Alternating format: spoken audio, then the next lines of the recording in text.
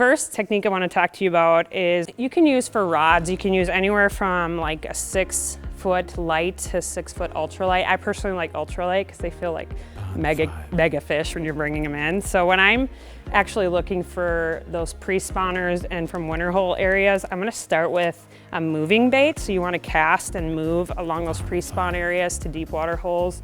I love the Northland Tackle Thumper Jig. I use the pink and white, or I use a shad color bait depending on what the water clarity is like. This is what the first technique I will do. I will cast around all these areas and kind of try to locate fish. Cadence is it's just depending on the time of day. It depends on the time or the weather and whatnot. I have this rod rigged with Seagar fluorocarbon leader with a Seagar Smackdown 15-pound braid.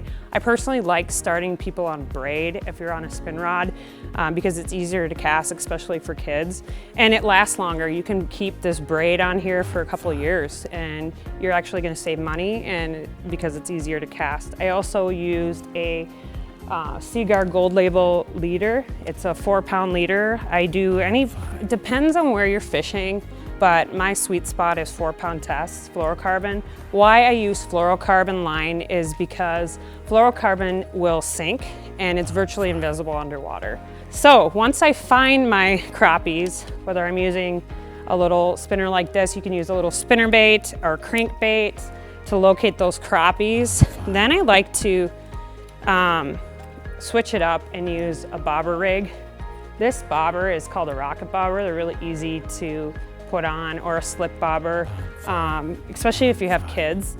A lot of people, I grew up fishing with those push button bobbers, but to be honest, these slip bobbers are great for pre-spawning and spawning crappies because when crappies come up, they will come up from the bottom and hit the lure, and you can see that indication of that bite easier on a slip bobber. So that's something I really recommend. So I wanted to kind of show you how I do the slip bobber. So say I'm fishing spawning or pre-spawning areas, so I'll cast it out.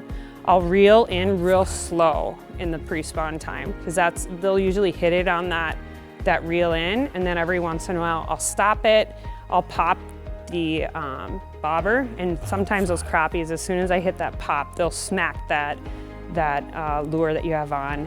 In terms of jigs, you can use anything from a hair jig.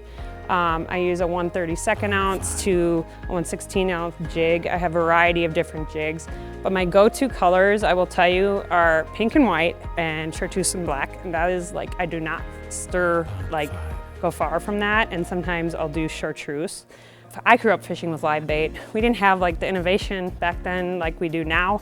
I really love Gulp Alive minnows. I rig all my stuff now with, we can pass these around too. I get 2 different colors. One are like a chartreuse for dirtier water, or more of a shad color or a minnow color for clear water. And then I use also these Gulp wax worms. You're gonna get more for your money buying this kind of stuff. This is like $7 for a whole thing, and you're gonna have this forever. But don't let it dry on your hook because it'll get stuck. You'll have to clip it off, but try to always take those off when you're done. But sometimes crappies right away will also like smaller baits. So I even use ice fishing tackle. That's just like a little technique that I use here in Minnesota as well.